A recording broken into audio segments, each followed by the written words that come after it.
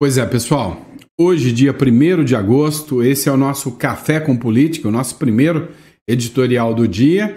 Dia que começa, né? Sanções, ou melhor, tarifas contra o governo brasileiro. Agora, antes de começar a matéria, eu vou fazer uma coisa diferente. Eu vou começar fazendo um questionamento para você. Vem cá. Você é a favor ou contra a aplicação da Lei Magnitsky contra o ministro Supremo, Alexandre de Moraes? Você acha que é uma situação tanto quanto complicada, é um remédio amargo, mas necessário para defender a liberdade? Ou você acha que não? Que é uma violação da soberania, que o Donald Trump está fazendo errado e que o Alexandre de Moraes é um herói da pátria? Coloca. Por quê? Saiu uma matéria hoje no Metrópolis que diz que, segundo a Quaest, 60% dos brasileiros criticam a sanção do Trump contra o Alexandre de Moraes. Segundo, e dá uma olhada, a Quaest, a maioria dos internautas brasileiros avaliou como negativa a aplicação da Lei Magnitsky ao ministro do Supremo Tribunal Federal, Alexandre de Moraes, medida tomada pelo presidente dos Estados Unidos, Donald Trump. Agora, você sabe o que mais me chama a atenção? É a forma que essa turma faz agora as pesquisas. Acabou, né? Hoje, para você produzir a matéria, acabou. Aquele negócio de vamos para a rua, vamos entrevistar fulano. Quando eu quero ser vantajoso para o Lula, eu faço perto do presídio. Quando eu quero ser vantajoso para o Bolsonaro, eu vou para o lado dos trabalhadores, dos empresários, de quem produz. E aí você faz uma matéria ali manipulada. Mas tá tudo bem, agora não. Olha isso aqui, né? Os dados são de um levantamento da Quaest, divulgado nesta quinta-feira com base em coletas nas principais redes sociais. A pesquisa aponta que a repercussão da sanção foi majoritariamente negativa. Dos internautas criticaram as medidas adotadas pelo líder norte-americano. Olha o que essa turma faz. Eles pegam de um período a tal período. E aí, já tem uma matéria, você pode olhar aí, o Globo, falando que o PT usa robôs para interagirem, né, mecanicamente nas redes sociais. Então, a Quaest vem e fala, olha, tal hora eu vou fazer uma busca nas redes sociais, uma pesquisa. Pesquisinha. Vou pesquisar todos. E aí eu vou fazer uma pesquisa, e aí, né, se tiver mais gente falando contra a Lei Magnitsky, é porque a turma é a favor do Moraes. Se tiver mais gente falando que o Moraes merece a Lei Magnitsky, é porque o brasileiro está contra o Moraes. E aí o que ele faz? É de tal hora até tal hora. Chega os robozinhos, o gabinete da ousadia, publica um monte de coisa naquela hora, ele pega algumas redes sociais, observa, né, por inteligência artificial, quem foi mais a favor, quem foi contra, e aí me manda uma porcaria de uma matéria como essa. Pronto. Aí todo mundo pensa, nossa, opinião pública manipulada? 60% é contra a Lei Magnitsky, contra o Trump e a favor do Moraes? É simples. Joga o Bolsonaro e o Moraes na Avenida Paulista e deixa os dois andar. Aí você vai ver quem tem mais popularidade, né? Quem chega até o final da Paulista, né? Mas vamos lá. Bora entender um pouco mais. Esse negócio da Magnitsky, ô novelinha que tá boa de assistir. Convenhamos. Admita comigo. A novela tá boa de assistir. Dá uma olhada nisso aqui. Matéria da Folha de São Paulo. Interferência do Trump pode transformar a ação da trama golpista no STF em manifesto por soberania. Nossa, que coisa linda. Ou seja, agora, nos votos dos ministros do Supremo Tribunal Federal, que tem o golpista Bolsonaro, o cara ruim, que não participou de Petrolão, nem Mensalão, nem roubou muito o Brasil. Não. O que ele fez? Né? Fez um golpe usando a Constituição. Né? Ou seja, foi lá, fez uma minuta, observou e falou, ó, a Constituição deixa eu dar um golpe. Então é um golpe constitucional. Né? Vou fazer um estado de sítio. Fez uma reunião com embaixadores, criticou algo que todo mundo criticava, e aí ele é um golpista. Vai preso por causa disso. E aí, agora, né, os ministros do Supremo Tribunal Federal, segundo a Folha de São Paulo, farão nos seus votos, que deveriam ser jurídicos, verdadeiros votos políticos, manifestos pela soberania do Brasil. Vamos lembrar que o ministro Alexandre de Moraes, na decisão, né, sobre a tornozeleira eletrônica do Bolsonaro, que não podia estar em entrevista, citou até Hitler. Lembra disso? Ou seja, são votos políticos e não jurídicos. Então, assim, a Folha de São Paulo não tem vergonha na cara em falar que os votos serão manifesto de soberania. Mas não acabou ainda, não. A trama golpista Tabajara não acabou ainda. Vai além. Olha essa matéria da Revista Oeste. O STF pode antecipar o julgamento do Bolsonaro depois das sanções dos Estados Unidos ao Moraes, de jornal. Para pensar. A opinião pública e a situação política jamais poderiam interferir nas decisões jurídicas. Dentro de uma democracia séria e sólida, isso não existe. A não ser em repúblicas, republiquetas, né? Democracias relativas, só assim. O Supremo Tribunal Federal avalia antecipar o julgamento do ex-presidente Jair Bolsonaro no caso da suposta tentativa de golpe de Estado. A medida ganhou força depois que o governo dos Estados Unidos sancionou o ministro Alexandre de Moraes. De acordo com a informação do jornal O Estado de São Paulo, é essa mesma publicação que eu mostrei para vocês. A corte não deve ceder força, manifesto de soberania, né? Não deve ceder ao que os ministros classificam como uma chantagem. Classificam como uma chantagem do presidente norte-americano Donald Trump. Ainda, segundo o veículo, o julgamento pode até ser concluído no final desse mês agora de agosto.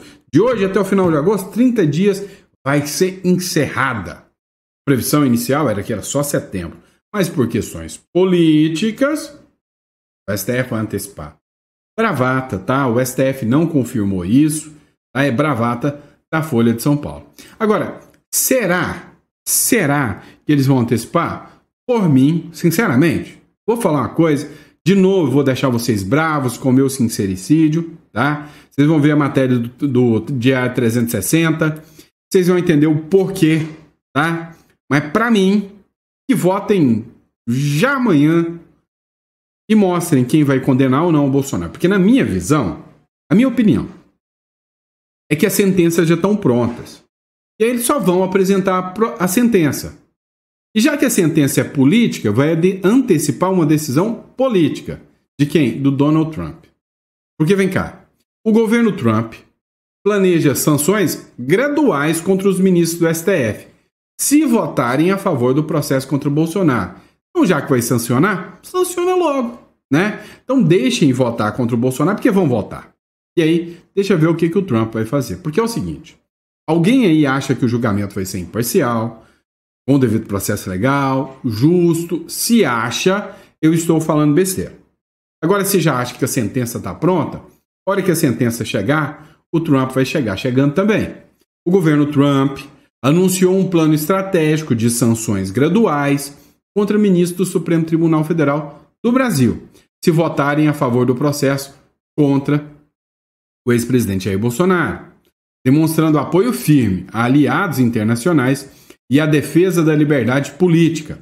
As medidas iniciadas com as restrições financeiras ao ministro Alexandre de Moraes sobre a Lei Magnitsky e a imposição de tarifa de 50% sobre importações brasileiras refletem a determinação de Trump em combater o que considera perseguição judicial contra Bolsonaro, reforçando a sua postura de liderança global na proteção dos valores conservadores. O que isso quer dizer? Quer dizer o seguinte, o sinal do Trump foi claro. Olha, se você é um líder conservador, se você está disposto a lutar pela direita, eu não vou te abandonar. Não é à toa que o Milley está fechado com o Trump, o Bukele está fechado com o Trump, o Orbán está fechado com o Trump, não é à toa que aqui Paraguai está fechado com o Trump. Ou seja, ali a jacta est, né? A sorte está lançada. E se ela está lançada, alguns vão ter que escolher um lado. Quem vai estar do lado do Xi Jinping e quem vai estar do lado do Trump. O Trump não abandonou o Bolsonaro em nenhum momento. O Xi Jinping já disse um belo foda-se para o Brasil, dizendo que não vai comprar resto que os Estados Unidos não quis. É o que disse uma matéria do CNN. E como eu tenho dito e avisado para vocês, presta atenção, matéria da Mariana Sanches, as sanções ainda virão, e virão maiores ainda. Mariana Sanches, isenção da Embraer no tarifaço pode ser retirada em breve. Quando o Trump lançou as tarifas, né, ele deu ali quase 700 isenções. Uma das empresas que pode ser uma das mais impactadas de todas é a Embraer. Uma das maiores empresas do setor de aviação aqui da República das Bananas e do mundo, né? Agora, o que acontece? Houve uma exceção para ela. Agora, olha o que a Mariana Sanches, do UOL, publicou. Há uma expectativa de que no Congresso dos Estados Unidos seja aprovada uma lei para sanções secundárias a países que façam comércio com a Rússia. Elas seriam de 500%. Esse projeto de lei já conta com apoio bipartidário. O que é bipartidário? Direita e esquerda dos Estados Unidos vão estar contra o Brasil. Então a sanção vem de todos os Estados Unidos. Não só dos republicanos, mas dos democratas também. É um apoio bipartidário, ou seja, é unânime nos Estados Unidos. Dos fertilizantes usados hoje no Brasil, 30% são importados da Rússia. O Brasil seria frontalmente atingido e a ideia aqui em Washington é que não haveria nem os democratas para chiarem, pelo contrário. Ou seja, a sanção vai chegar. O Vinícius Carrion publicou o seguinte, comentando essa matéria. Olha, a coisa pode piorar absurdamente. Além da questão da Embraer, que pode perder a isenção, podemos tomar mais 500% de tarifa por fazermos comércio com a Rússia, se o Congresso americano aprovar essa lei. Se o Brasil não der um duplo twist carpado, recuar imediatamente, o Brasil vai fazer aquilo que o Alexandre de Moraes mandou o brasileiro fazer, né? Com este dedo para cima, né? Vocês sabem o que eu estou falando. Agora, vem cá. Você já viu aquele ditado que quem tem sede tem medo? Pois é. Olha, temos um ponto interessante aqui. Dá uma olhada nessa aqui. O ministro Luiz Roberto Barroso, ele é uma figura que até anteontem estava tirando sátira do Donald Trump, dizendo, olha, make, lie, wrong again. Ou seja, faça que a mentira seja errada novamente. Fazendo referência ao Trump, rindo, brincando, fazendo chacota, até que chegou a lei Magnitsky e, vral, pegou de cheio. O Vieira lá, que é o chanceler do Brasil, Mauro Vieira, ele foi lá para os Estados Unidos para tentar dialogar com o Trump.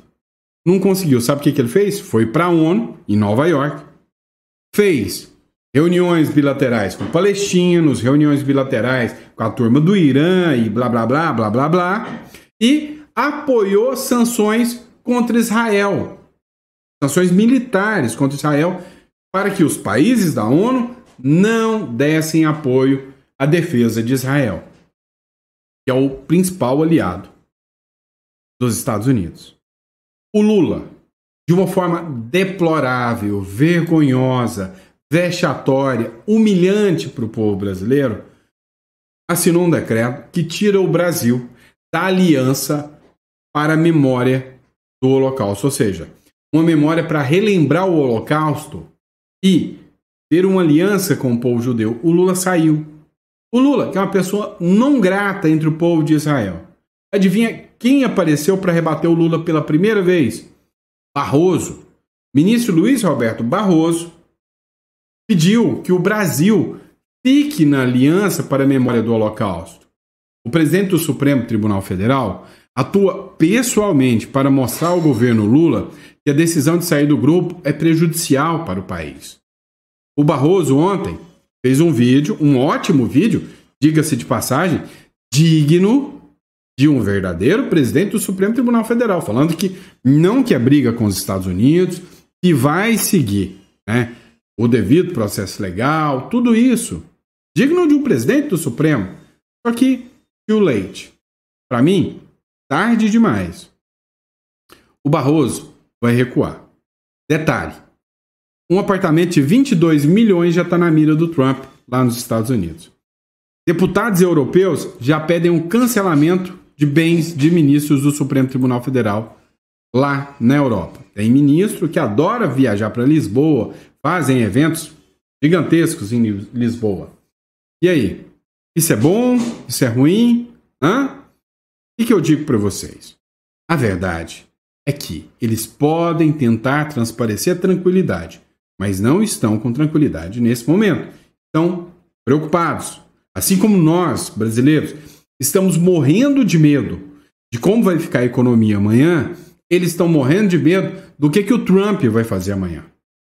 Estão morrendo de medo do que o Trump pode agir amanhã. O Trump é o cara que jogou míssil no Irã. Vocês esqueceram? o Trump é aliado do cara que, né, de Israel, Netanyahu, que mandou míssil no Irã, mandou míssil lá no Hamas, e que tá porra aqui com Lula. Então, eles já entenderam que o jogo, né, não é só gritar, falar alto e mostrar a caneta, é muito mais embaixo. O Mário Sabino, que é um jornalista, o cara era anti-Bolsonaro, tá? Só pra vocês entenderem. Mas ele falou que foi um dos primeiros a tomar uma canetada na orelha do ministro Alexandre de Moraes. Foi o primeiro a ser censurado. Foram falas do Mário Sabino numa entrevista na Metrópole. Fez essa matéria, sobre a paulada americana em Alexandre de Moraes. A paulada em Alexandre de Moraes foi violenta, mas o exercício de certo jeitinho brasileiro, né, pode mitigar a lei Magnitsky no Brasil, a julgar pelo que transpira nos jornais. Ou seja, aquele jeitinho brasileiro, cartão corporativo, um jeitinho aqui e ali. Leio que os departamentos jurídicos dos bancos examinam se a manutenção de uma conta de Alexandre de Moraes tem o potencial de lhes causar problemas. Parece existir a possibilidade de um ministro conseguir manter suas correntes em bancos nacionais, ainda que essas instituições tenham filiais e negócios nos Estados Unidos. Obviamente, se fôssemos eu ou você, seríamos convidados a encerrar a nossa conta imediatamente. Não deveríamos, não valeríamos qualquer risco. Mas a autoridade é autoridade e nenhum banco quer ter problemas com a STF, desde que eles sejam contornáveis por meio de jurisprudência que passa ao largo dos cidadãos comuns, né? E aí aqui ele continua, é um texto longo, né? Mas ele diz o seguinte, olha, o ministro Alexandre de Moraes, com todas as proteções, com todo o jeitinho brasileiro, está preocupado. E um dos, né, motivos pelos quais ele se encontra preocupado é o dedinho para cima no jogo de Corinthians. É o dedinho para cima, tá?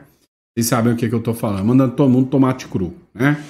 E aí vem, adivinha, vem publicação do Messias Donato, né? Vem o ex-decano, presidente do STF, Marco Aurélio de Mello, e descasca o ministro do Supremo Alexandre de Moraes por causa do vai tomate cru, né? Do dedinho para cima no jogo lá do Corinthians, logo do Corinthians, né, pessoal? Logo do Corinthians. Escuta o que diz aqui o Marco Aurélio de Mello. Eu pensei que fosse montagem, que fosse fake news. Eu não acreditei que ele pudesse realmente praticar esse ato que nós sabemos que é obsceno. E não sei o que houve. O que houve, como ele chegou a essa prática e por que chegou.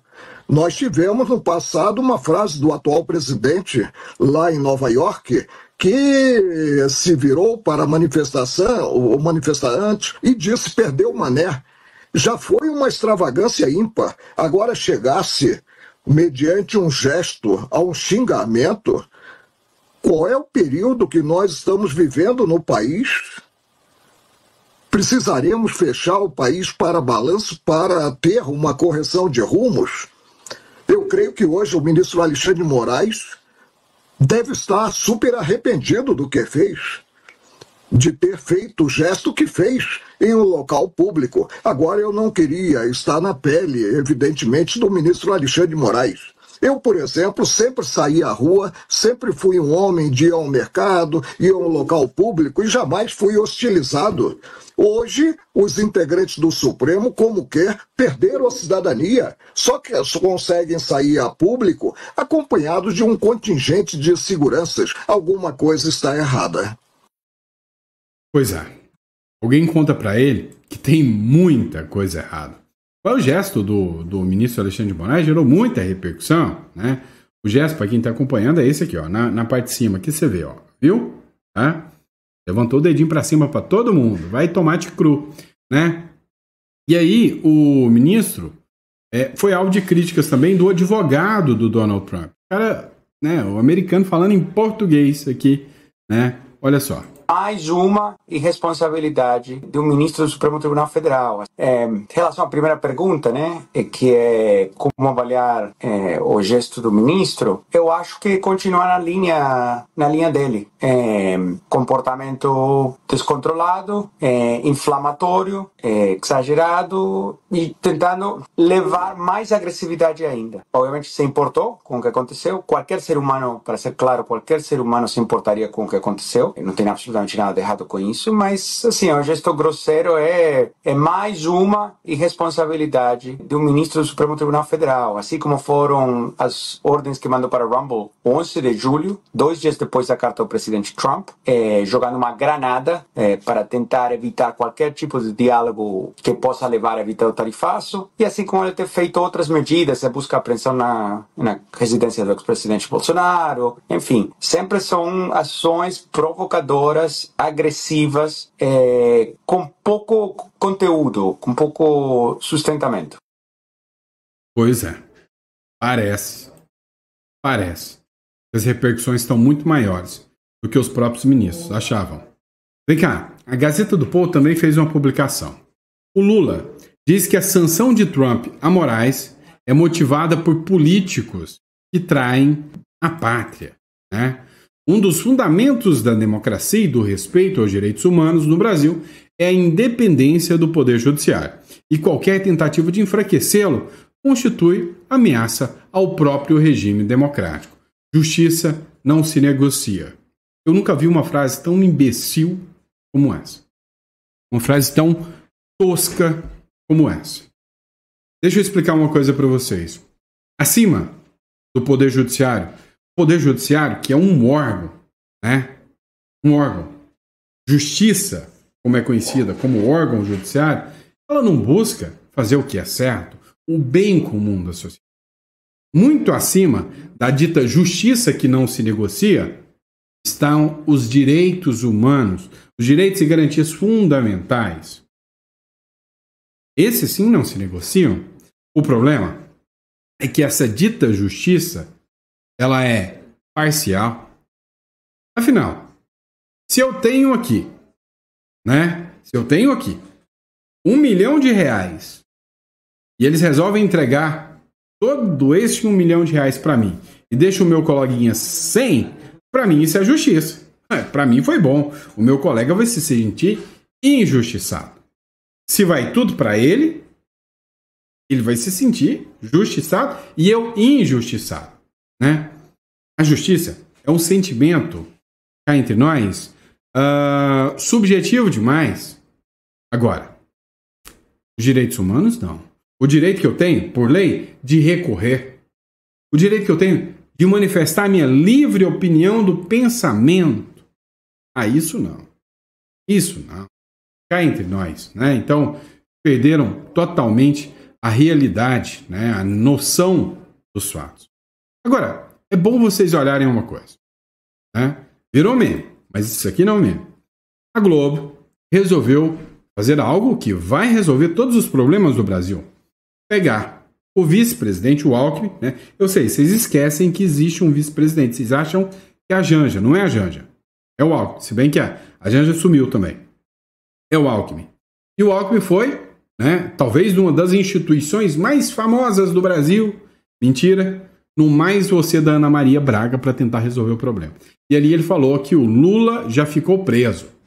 Dá uma olhada o que ele falou. Então, o que eu quero perguntar ao senhor é o seguinte, esse tom que vai mais para o confronto prejudica as negociações diplomáticas para derrubar essas tarifas? Prejudica até mesmo o senhor que está à frente dessas negociações?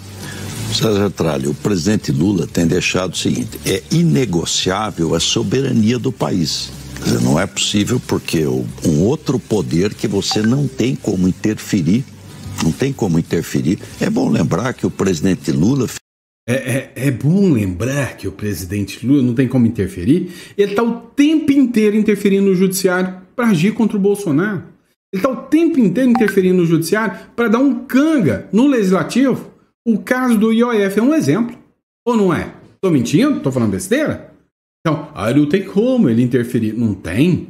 Não tem como ele interferir para fazer a justiça, né? E parar a perseguição a opositores políticos. Mas olha o que ele fala agora. Ficou preso 1 ano e meio. Não foi 1 dia e meio.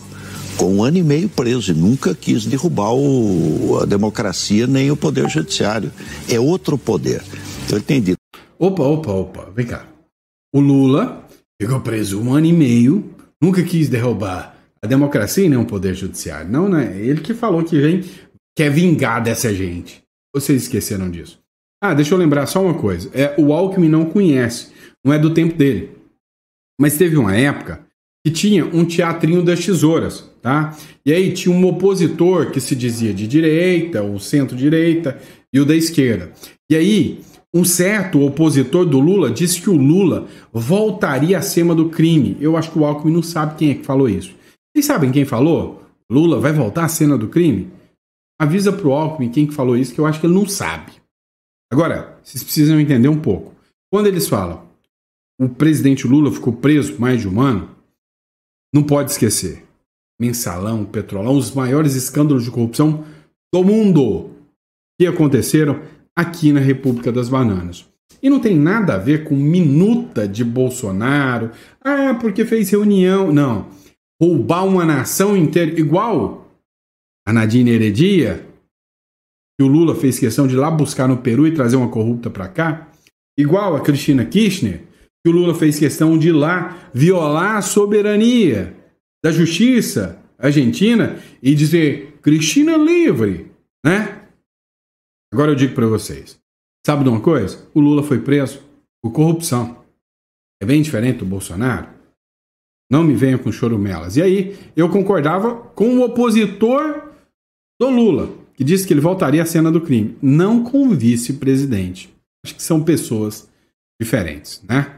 Mas enfim, o chanceler do Brasil, Mauro Vieira, o mesmo que foi lá para tentar, né, contra Israel, tirar, na ONU, tirar o direito de defesa de Israel. Isso não é atentar contra a soberania, tá? Foi lá, disse que o secretário dos Estados Unidos, né, foi lá dizer pro Rubio que ele não vai se curvar a pressões externas. E você, ô Estados Unidinho, não sabe o tamanho da força que o exército brasileiro tem para pintar meio fio? Então, a grande questão é a seguinte. Mauro Vieira disse que o Brasil não vai se curvar à pressão externa e crítica e ingerência dos Estados Unidos nas decisões do judiciário brasileiro. O ministro Mauro Vieira, das Relações Exteriores, afirmou que o Brasil não vai se curvar à pressão por conta de justificativas dadas do governo norte-americano, que nós somos soberanos, que nós temos soberania. Enquanto isso, os Estados Unidos estão igualando o ministro Alexandre de Moraes e grande parte do mundo que está do lado dos Estados Unidos estão igualando o ministro Alexandre de Moraes a xerifes do Talibã, a líderes de gangue haitiana, a ex-presidentes corruptos, porque está todo mundo na lista da Magnitsky. Então, hoje eu vou falar uma coisa para vocês. Essa briga de gato e rato que envolve o Congresso Nacional, os líderes do Congresso Nacional, por exemplo, o Alcolumbre acabou de falar em soberania nacional para defender o STF. Resumindo, Executivo, Legislativo e Judiciário brasileiro. São 3 poderes travando uma batalha contra o Donald Trump? Responde para mim. Quem tem mais força? O Donald Trump ou os 3 poderes do Brasil? Coloca no comentário que eu quero saber. E aí, para você que acompanhou a gente, olha só. Sou advogado, tributarista e a nossa estrutura aqui, né, uma das principais funções que a gente faz é fazer consultoria financeira para vocês sobre investimentos e sobre holdings, offshores. E se esse tipo de trabalho interessa a você, eu vou deixar aqui na descrição. Se você acha que você precisa reestruturar, fazer seu planejamento, eu estou aqui para poder te ajudar, tá bom? Então clica aqui na descrição, agenda uma consulta e fale conosco. Combinado? Grande abraço, fica com Deus. Eu vejo vocês no próximo editorial. Abraço!